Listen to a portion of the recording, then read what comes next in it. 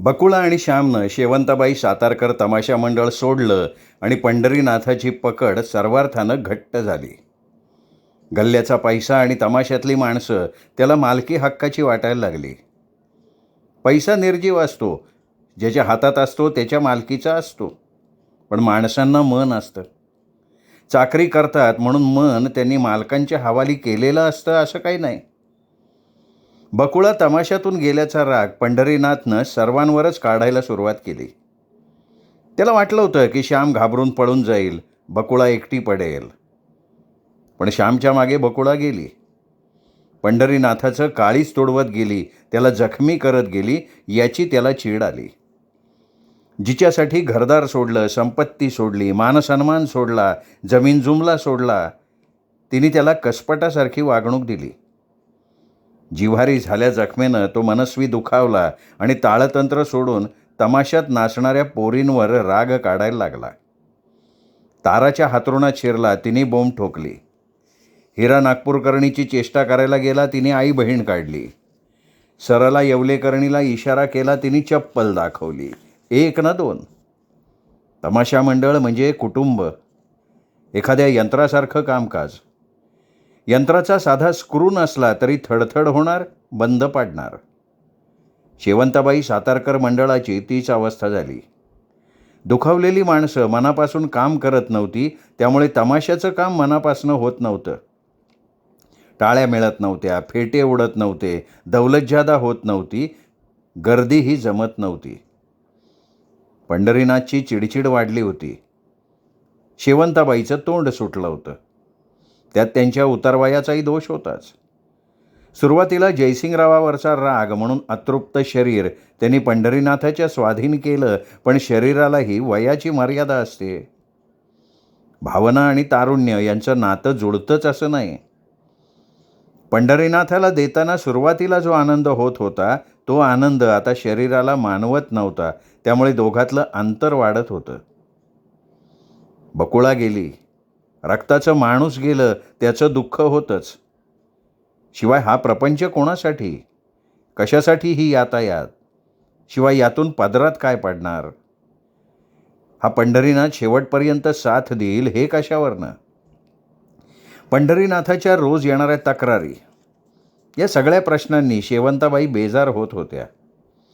या सगळ्यात कहर पंढरीनाथ तिरमारेनं केला. फडाचा खेळ कोल्हापुरात होता. कोल्हापूर शहर कुस्ती आणि तमाशाचं छंदी. दोन्ही खेळ ताकदीचे, रगीचे, झिंग आणणारे, बेहोश करणारे. शाहू स्टेडियमवर शेवंताबाई सातारकर तमाशा मंडळाचा तंबू उभा राहिला. गावभर भोंगा लावून रिक्षा फिरली, माणसांनी गर्दी केली. गण झाला. शेवंताबाईंचा आवाज बसला. गवळणी झाल्या, पण नवख्या ढोलकीवाल्याचा ठेका चुकला. बतावणीत रंग भरला नाही. संगीत बारीत मजाच उडून गेली. हार्मोनियम, ढोलकी, टाळ, तुणतुणं यांनी एक दुसऱ्याशी जुळवूनच घेतलं नाही. छंदीफंदी कोल्हापूरकरांनी चांगभलेच केलं. स्टेजवर चपला, अंडी यांचा खच पडला. वग झालाच नाही. कानात फाडली, लाईटी तोडल्या, दोघा चौघांची डोकी फुटली. शेवंताबाईंनी आज एक पेग जास्त घेतला. आजचा अनुभव नवा होता. तो पचवण्यासाठी दारूशिवाय तिला दुसरं कोणी मदत करू शकणार नव्हतं. बापाने नाव दिलं, जनतेने प्रेम दिलं, लक्ष्मीनं संपत्ती दिली, गणेशानं आशीर्वाद दिला, पण आज पहिल्यांदा सगळं संपलेलं होतं. आता शेवंताबाईच्या आधाराला दारूशिवाय कोणीच नव्हतं. पंढरीनाथ आला, तो पब्लिकला शिव्या शाप देतच आला. पोलिसांची आई बहीण काढत आला. बघ्याची भूमिका घेणाऱ्या पोलीस खात्याला त्यानं शिव्यांची लाखोली वाहिली. अरे पंढरी, बाप मेल्यासारखा का बोंबलतोय र? शेवंताबाईंनी आवाज वाढवून विचारलं. नुकसान केलं की त्यांनी. अरे पर का केलं? फुकट आलतं का पब्लिक?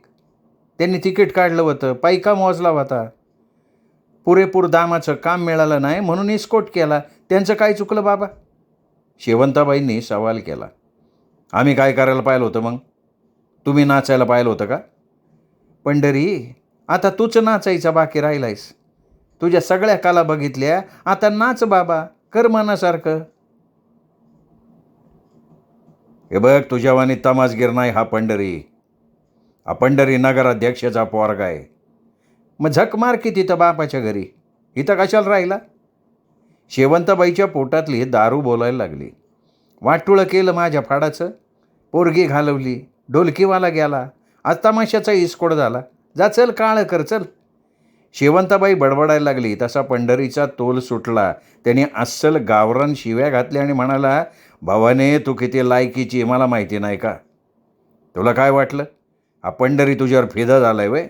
बदला घेतोय मी, बदला. पण शेवंताबाईला काही समजण्या इतका अवसर दारूनी दिला नाही. दोघांच्या तंबूत रात्रभर काय झालं कोणास ठाऊक. त्यांचं भांडण कसं मिटलं ते कळलं नाही, माघार कोणी घेतली तेही कळलं नाही. पण दुसऱ्या दिवशी दोघांनी निर्णय घेतला की फडाची राया बकुळानं घालवली, बकुळानं फडाचं नुकसान केलं, आता बकुळाला अद्दल घडवायची, तिला रंडकी करायची, तिला भिकारी करायचं, तिला रसातळाला घालवायची. दोघांचं एकमत झालं आणि कार्यवाहीची सगळी सूत्र पंढरीनाथाच्या हवाली झाली. बकुळाचं नाव गाव सगळं संपवण्याचा वेढा पंढरीनाथांनी उचलला. या या या या या कोण हवं तुम्हाला? जयसिंगराव देशमुखांना भेटायचं आहे, श्याम म्हणाला. मीच की देऊ, बोला काय काम काढलं? बकुळा श्यामनं वाकून नमस्कार केला आणि दोघं कोपऱ्यात उभे राहिले. आम्ही तमासगीर, उभं आयुष्य तमाशात गेलं. बरं मग? नवा तमाशा काढायचा विचार आहे. चांगला विचार आहे, चांगला विचार आहे. आमचा तुम्हाला पाठिंबा आहे, जावा. जयसिंगरावांनी समोरच्या कागदपत्रांकडे बघत म्हटलं. 5-25 माणसं उभी होती. प्रत्येकाची अडचण वेगळी, काम वेगळं. जयसिंगराव कामात व्यग्र होते. नजर वर उचलून त्यांनी त्यांच्याकडे पाहिलंही नाही.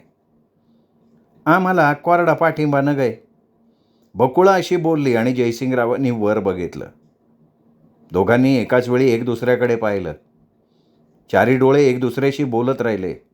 युगायुगाच्या गुजगोष्टी करायला लागले. जयसिंगराव बकुळा अनामिक शक्तीनं एक दुसऱ्याशी जोडले गेले.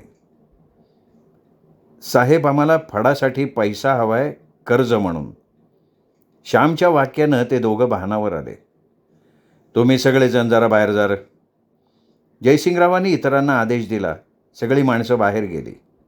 हॉलमध्ये जयसिंगराव, श्याम आणि बकुळा. बसा बसा बसा. ती दोघं तशीच अवघडून उभी. अरे बसा म्हणतोय ना. दोघंही अंतर राखून बसली. काय नाव तुझं? बकुळा. आईबाचं नाव नाही का? हां आहे ना. बकुळाही गोंधळली, पण तिने स्वतःला सावरलं आणि म्हणाली, माझं नाव बकुळा शिरोडकर, लांब तिकडं सावंतवाडीकडनं आलोय. बापाचं नाव तिने मुद्दाम टाळलं. आणि हो कोण? माझा नवरा आहे, लग्नाचा नवरा आहे. आम्ही लगीन केलं आहे. ढोलकी चांगली वाजवतो, कवनं करतो, वग बशिवतो. बकुळा वकिली करत होती. नाव काय म्हणली त्याचं? श्याम शिरोडकर, नामी कलाकार आहे. तू त्याच्या संग लगीन केलं म्हणजे नामचीन कलाकार असणारच की. पण त्याला बोलू देणार का तूच वकिली करणार आहे? जयसिंगराव हसत म्हणाले. खरं तर त्यांना चुणचुणीत बकुळाच्या बोलण्याची गंमत वाटली होती. हां सांगा, कोणच्या फाडात काम केलं तर तुम्ही? आम्ही कोकणातल्या संभाच्या फाडात होतो, बकुळा बोलली. तिला श्यामच्या बोलण्यात गल्लत होईल याची भीती वाटली होती, म्हणून ती स्वतः पुढं करत होती. मग फड का सोडला? लगीन केलं. दोघांचं गाठोडं त्यांना नाही आवडलं. असं होय ना. मग मनात आलं आपण आपला फड उभा करावा. मग करा की. पैका न ग का? आता बँका देतात की मोप कर्ज, पण त्यालाही तारण द्यायला लागतं. बँक कर्ज देते पण तारण द्यायला लागतं ना. आम्ही असे फिरते, घर नाही, दार नाही. तुमचं नाव आम्ही ऐकलं म्हणून आम्ही वाकडी वाट करून आलोय. तुम्हीच आमचं मायबाप, तुम्हीच मदत करा की. अर्जवाच्या स्वरात बकुळा म्हणाली. मायबाप हा शब्द जयसिंगरावाच्या काळजाला भिडला. ते बकुळेकडे बघत राहिले. रक्ताचा रक्ताशी संवाद सुरू झाला. हे बघा, आम्ही उतणार नाही, मातणार नाही, तुमचा एक पैसा बुडवणार नाही, याजा पाण्यासकट परत करू. बकुळाच्या स्वरात आर्जव होतं, करुणा होती. किती पैका लागन? तसा काही हिसाब नाही केला, पण 5-6 लाख तरी. तुमच्याकडे किती आहेत? श्याम बकुळानं एक दुसऱ्याकडे बघितलं. श्यामनं खालीच पाहिलं. बकुळाच नेटानं बोलली, आता तुम्हाला बाप मानले हो, खोटं कशाला बोलायचं? अंगावरच्या कपड्याशिवाय आमच्याकडं काय नाही. बकुळा म्हणाली तसं जयसिंगराव विचारात पडले. पर माझ्या पायातल्या घुंगराव विश्वास आहे. ह्याच्या लेखणीव आणि ढोलकीव विश्वास आहे. 5-10 लाख आम्ही एका वर्षात उभं करू. बकुळाच्या डोळ्यातला विश्वास ओसंडून वाहत होता. आमच्यावर विश्वास ठेवा तुम्ही. पाहिजे तर फडाचं सामान तुमच्या नावावर करा आणि तेच तारण असं समजा. जयसिंगराव विचारात पडले. नाही म्हणू नका. आम्ही तुमचा उपकार जलंभर नाही विसरणार. तुमचा एक पैसा नाही बुडवणार. बुडीवला तर आमच्या अंगावर कोड फुटन. पिपळोबाची आण तुमचा पैसा 1 वर्षात परत करू. जयसिंगरावाच्या काळजात चर्र झालं. तमासगिरांचा देव खंडोबा आणि या पोरीच्या तोंडी पिंपळेश्वराचं नाव. आम्ही कागद लिहून द्यायला तयार आहोत. सांगा त्या अटी आम्हाला मान्य आहेत. पण रिकाम्या हातानं परत धाडू नका. पिंपळोबाच्या देवळात आम्ही पण करून आलोय. तमाशा उभा करायचा, फड गाजवायचा, उभा महाराष्ट्र दान आणून सोडायचा आणि नाव कमवायचं. बकुळा बोलत होती, खुळ्यासारखं बरळत होती. तिच्या बोलण्यानं जयसिंगरावांचं काळीज पिळवटून निघत होतं. पाजर फुटत होता. काय होतंय ते कळत नव्हतं, पण तिने बोलत राहावं असं वाटत होतं. बकुळा, दिलं तुम्हाला 7 लाख दिलं. व्याज नाही आणि मुद्दल 5 वर्षात परत करायचं. बकुळाच्या कानावर विश्वास बसला नाही. भान राहिलं नाही. दावं तोडून वासरानं धावत सुटावं तशी ती सुटली. तिने जयसिंगरावांचं पायच धरलं. डोळ्यातल्या पाण्याचा अभिषेक जयसिंगरावाच्या पायावर होत होता आणि जयसिंगरावाचा हात बकुळाच्या पाठीवरनं फिरत होता. पहिल्या स्पर्शातल्या जादूईनं दोघं बेहोश झाली होती. रक्ताचं नातं किती जवळचं असतं याचं ते उदाहरण होतं. गाय वासराची 20 वर्षांनंतर भेट बघून श्यामचे डोळे ओले झाले होते. नाना परब हौशीतं सगळं ऐकून येडीखोळी झाली. दोघांच्याही रक्तामांसात तमाशा. पुन्हा तमाशा उभा राहणार हे ऐकून ती हवेतच तरंगायला लागली. नाना परब, हौसी, बकुळा, श्याम कामाला लागली. माणसांची शोधाशोध सुरू झाली.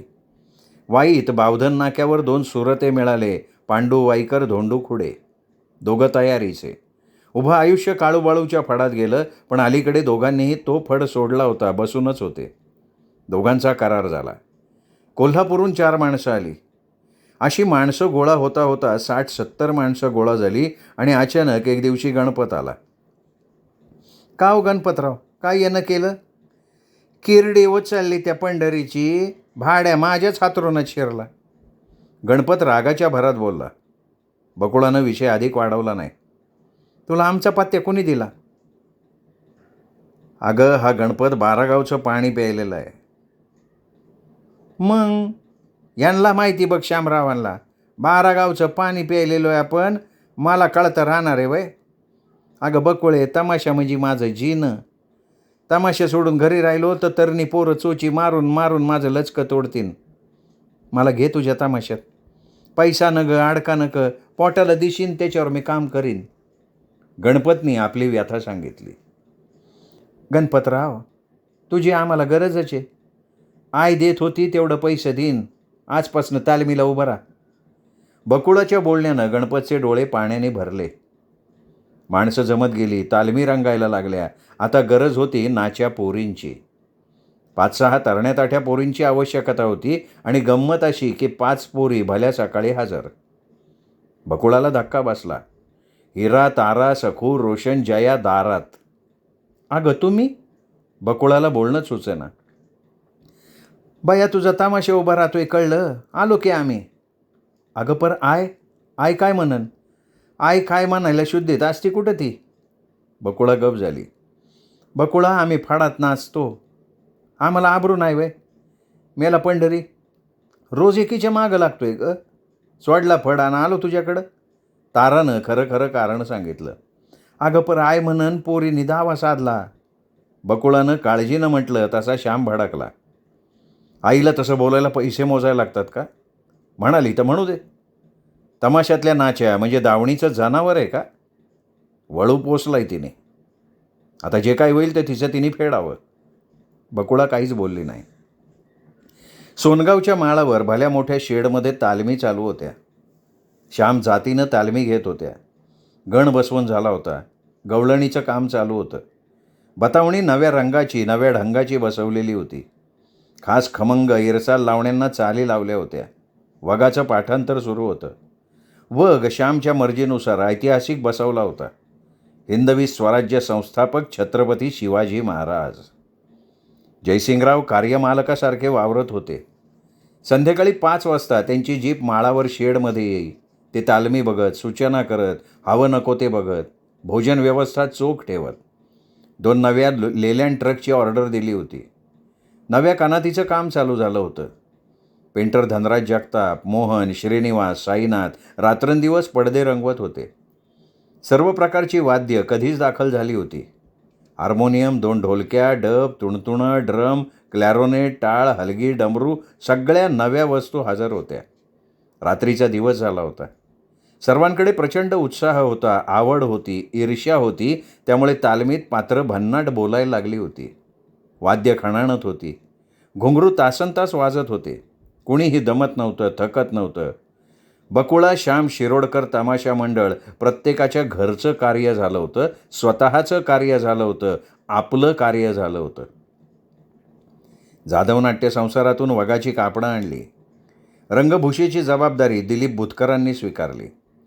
पोस्टर सातारच्या विनायक ऑफसेटमधनं छापून आणली. दारात गाड्या उभ्या राहिल्या. इकडं कुडाळ आणि परिसरात लोकांच्या तोंडाचा पट्टा ढिला झाला होता. तंबाखू चगळत, भाकरी थापत, बाजारहाट करत, चौकात वेळ काढत, बायका, गडी, पोरं, ढोरं. जयसिंग देशमुखला वेड लागलं, खूळ लागलं, नाद भरला, तमाशानं तो झपाटला. तोंडाला येईल ते बोलत होते. बोलायला पैसे पडत नाहीत. बोलणाऱ्याच्या तोंडावर हात ठेवता येत नाही.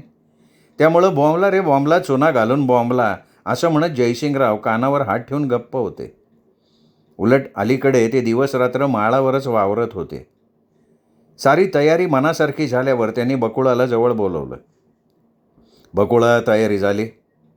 आता ते तुम्ही ठरवायचं. माझ्या मनाप्रमाणे एकदम जाखच तयारी झाली. तुझ्या मनात काय आहे?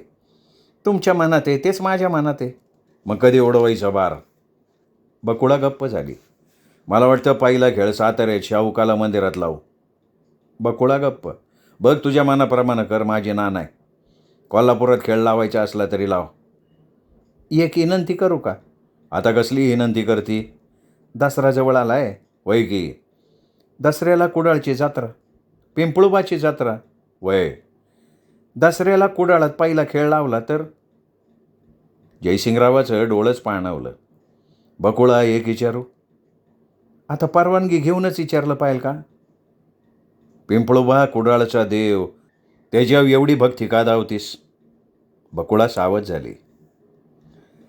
देऊल कुडाळ्याचं मन देव कुडाळचा होत नाही. आणि त्याच्या पांढरीत हे उभं राहिलं. त्याच्या आशीर्वादानं हे भाग्य नशिबी आलं. सारं वैभव पिंपळुबामुळं.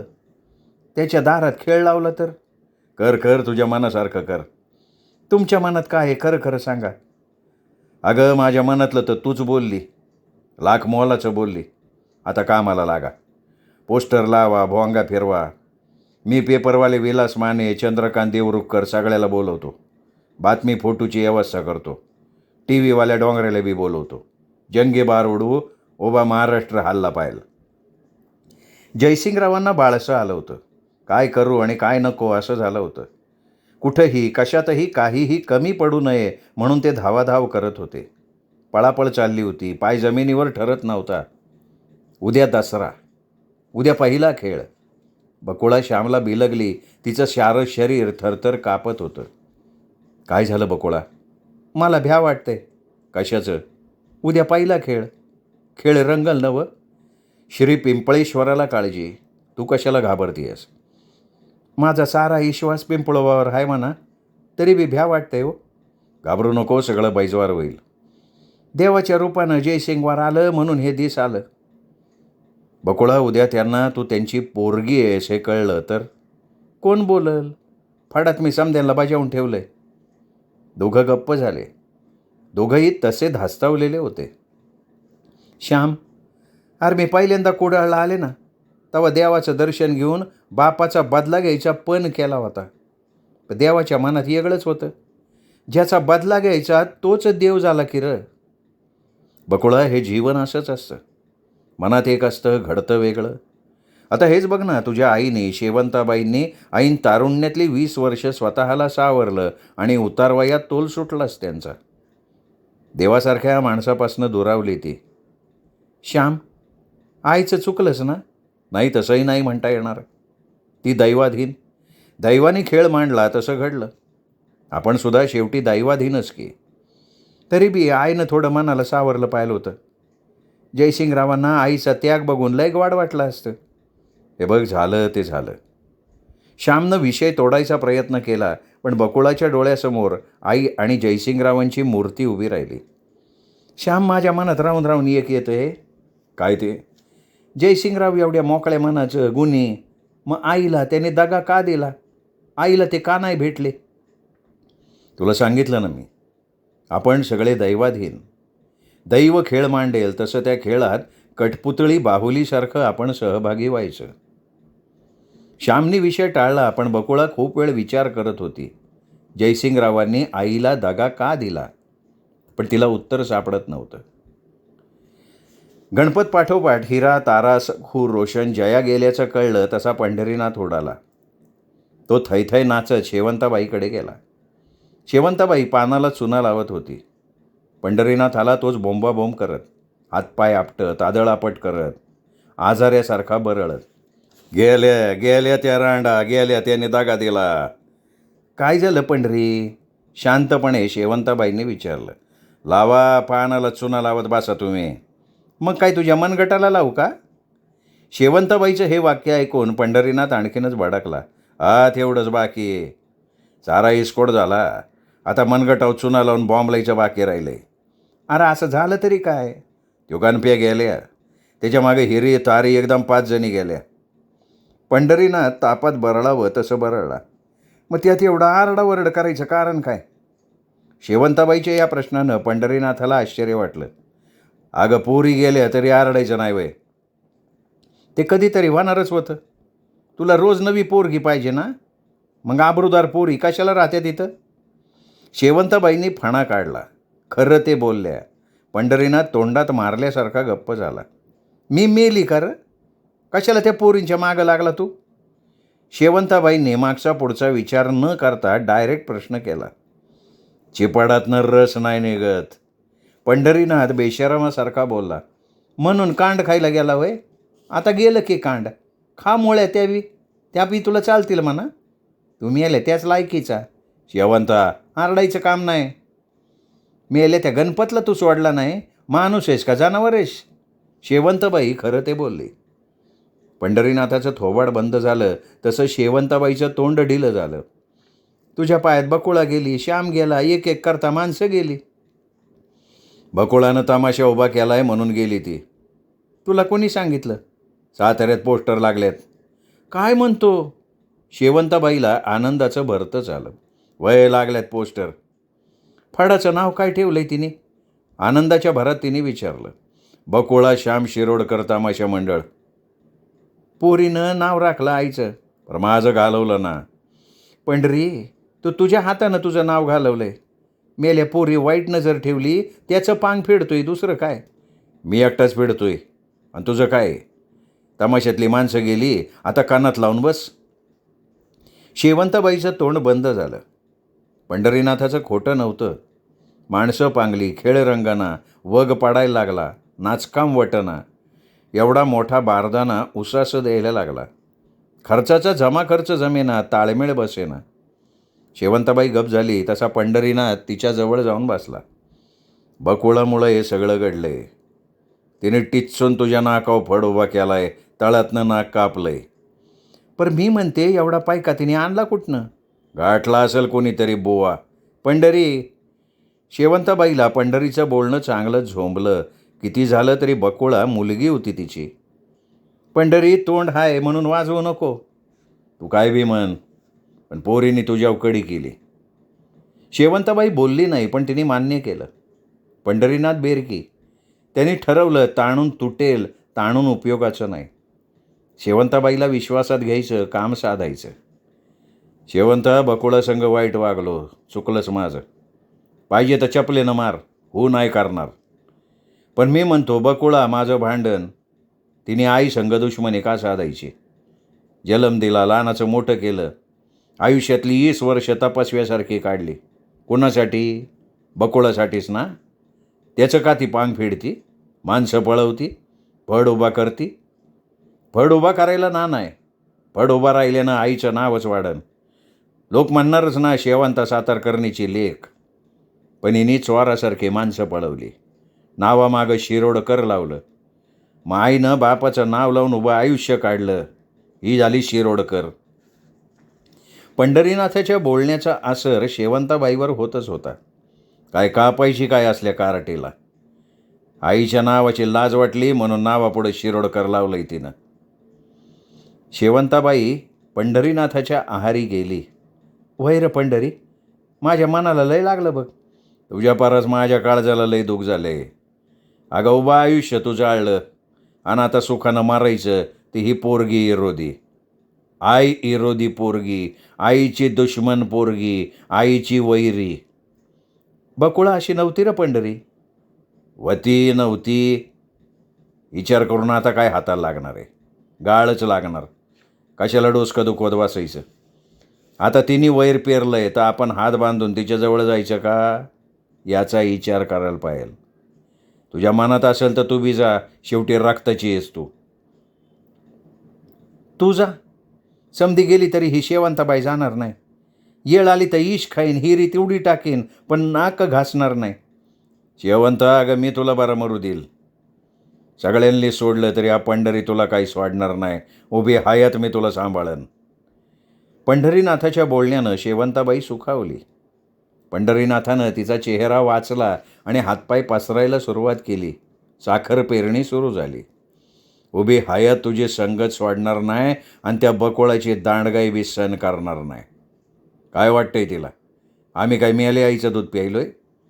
माझा बी इंगा दावल्या बेगर राहणार नाही मी. तुझ्यासाठी हा पंढरी फासाव चढायला तयार आहे. पण अन्याय सहन नाही करणार. बकुळापुढं गुडगा नाही टाकणार, माघार बी नाही घेणार. शेवंताबाईनं पंढरीनाथाला जवळ घेतला. एवढं प्रेमय होय माझ्यावर? खोटं वाटतंय काय? पंढरीनाथानं तिच्या केसातून बोटं फिरवली. तसं नाही र, पर कधी कधी माझ्या मेलीच्या तोंडातनं येडं वाकडं काय बी बाहेर पडतं. तुला बी येडं वाकडं बोलते मी. अगं तू काय बी बोललीस तरी मी मनाव घेतलंय का? शेवंताबाई त्याच्या केसात बोटं फिरवत म्हणाली, माझा गुन्हाचा आहे राजा. पण शेवंत, आपण हातपाय हलवला नाही तर बकोळेचा नांगा ताट होईन. तो येळीत चिरडला पाहिजे. काय करायचं म्हणतो मग? त्या ढोलकीवाल्या श्यामच्या जीवावर नाचती ती.